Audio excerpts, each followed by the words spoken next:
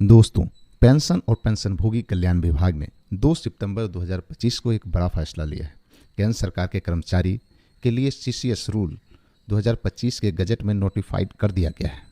अब सबसे बड़ा और अहम बात, इन नियमों में एनपीएस और यूपीएस के बीच स्विच करने की सुविधा भी दे दी गई है। पेंशन और पेंशनभोगी कल्याण विभाग ने केंद्रीय सिविल सेवा राष्ट्रीय पेंशन प्रणाली के तहत एकीकृत पेंशन योजना का कार्यकाल नियम 2025 को अधिसूचित किया गया है, जिसकी पुष्टि पीआईबी ने भी कर दिया है। अगर आपने 30 सितंबर 2025 तक यूपीएस यूनिफाइड पेंशन स्कीम चुना है तो आपके पास एक बार का मौका होगा कि आप वापस एनपीएस में स्विच कर सकते हैं। लेकिन ध्यान रहे, यह स्विच सिर्फ एक बार मिलेगा।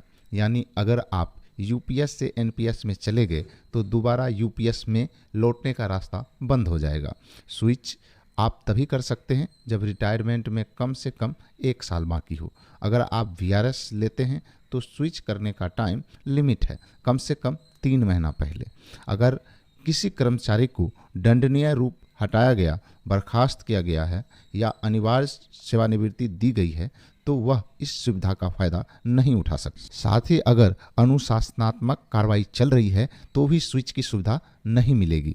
अगर आपने 30 सितंबर 2025 तक यूपीएस चुनाव किया है और बाद में एनपीएस में स्विच नहीं किया तो आप हमेशा के लिए यूपीएस में ही बने रहेंगे।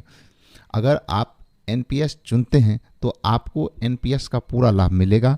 इसके अलावा सरकार की तरफ से मिलने वाला 4% अंशदान भी जोड़ा जाएगा।